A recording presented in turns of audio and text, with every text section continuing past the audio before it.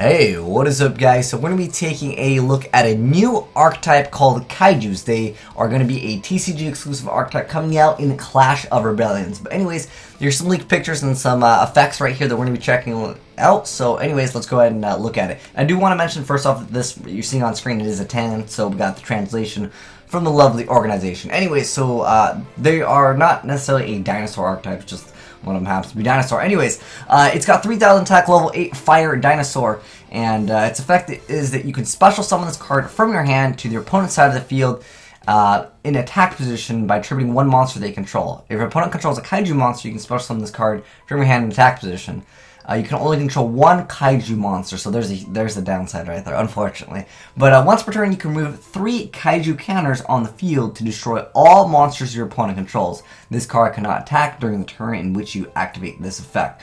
And if you could keep on just summoning a bunch of Kaijus, that would be out of control, but still relatively good. But anyways, let's go check out the other monster that got leaked. This is the... I want to say this is it looks like a spider. It is an insect, though. Is this spider support?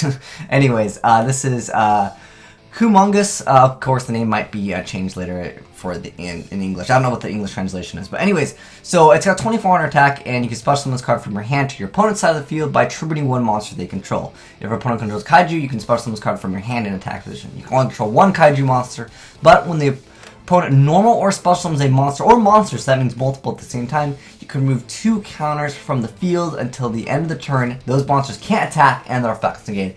Excellent effect from the Kaiju spider over here. But more importantly, you might be wondering, how the heck do I get these counters? Well, the field spell is just, this is where it makes the deck look like it's got a lot of potential here. So anyways, this is the field spell over here. It is the Promenade Beach, apparently, is going to be the name. Anyways, so it's a field spell card. Each time a card is sent from the field to the graveyard, you place 1 Kaiju counter on the card. It can have a total of 5 maximum. And then once per turn, if this card has 3 or more Kaiju counters on it, you can add a Kaiju monster from your deck to your hand. If this card would be destroyed, you can remove a Kaiju counter from this card instead. That is absolutely crazy. It doesn't have to be a Kaiju card that goes to the graveyard, and it just starts adding counters. That is absolutely ridiculous because it's a card sent from the field to the graveyard, so that counts both players.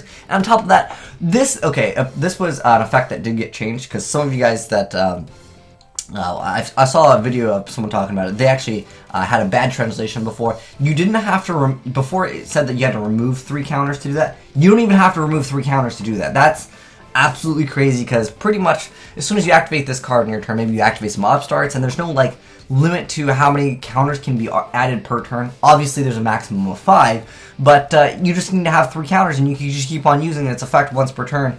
That's where I'm thinking, man, this can get a little out of control here. I mean, that effect technically is once per turn, but it's just the fact that, you know, it can prevent itself from being destroyed, and it gets counters from whenever your opponent activates stuff, essentially. Unless, of course, there's Macrocosma, because, you know, it has to be sent from the field to the graveyard. But that is really cool. That's all we know as of right now for the Kaiju archetype. But I think this is a really great addition to the game, simply because you're attributing your opponent's stuff. And if you guys didn't know, in the OCG, they've been dealing with this for a while, which is the Cyber Dragon Infinity and Mask Hero Dark Law decks. Like, if you throw out both of these, you usually win games. But with the Kaijus, they're not going to care too much about that, because they can just go ahead and be like, oh, I'm going to get rid of your Dark Law, I can get rid of your Infinity. It gets rid of problematic cards that are just really annoying to deal with, and I think that is really awesome. So, I'd like to know, guys, what are your thoughts on Kaijus? And I don't know if they can be splashed into other archetypes, because I'm thinking that, you know, you still technically have your normal summon, the turn. It's just that if your opponent happens to have Kaiju, you can just special summon another card. So not only are you getting basically free cards, because every time you activate cards, you get free counters on this, and then this card basically prevents itself from being destroyed. Although I can already foresee that Castell's just going to bounce this thing back for days. Nonetheless, you're able to get rid of... You know, Castell's not a problem to get rid of. Basically, comes out, gets rid of a card, and then that's it. It's not like, oh my gosh, Castell locked me.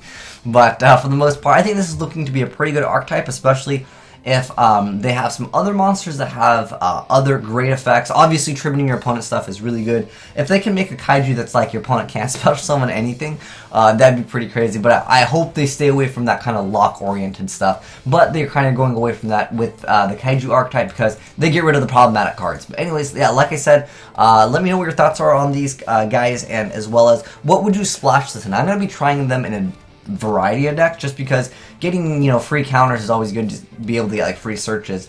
And on top of that, you still have your normal stuff. I don't know, maybe Boojins or something, where like you don't really care if your opponent has like a monster, because even better with Boojins is you could be like, oh, you know what? I'm gonna Kaiser Coliseum, so I'm gonna give you this monster, and this is the only monster you're gonna have, and it doesn't really affect me because you know, I'm playing Boojins, and what are you gonna do with a Kaiju monster?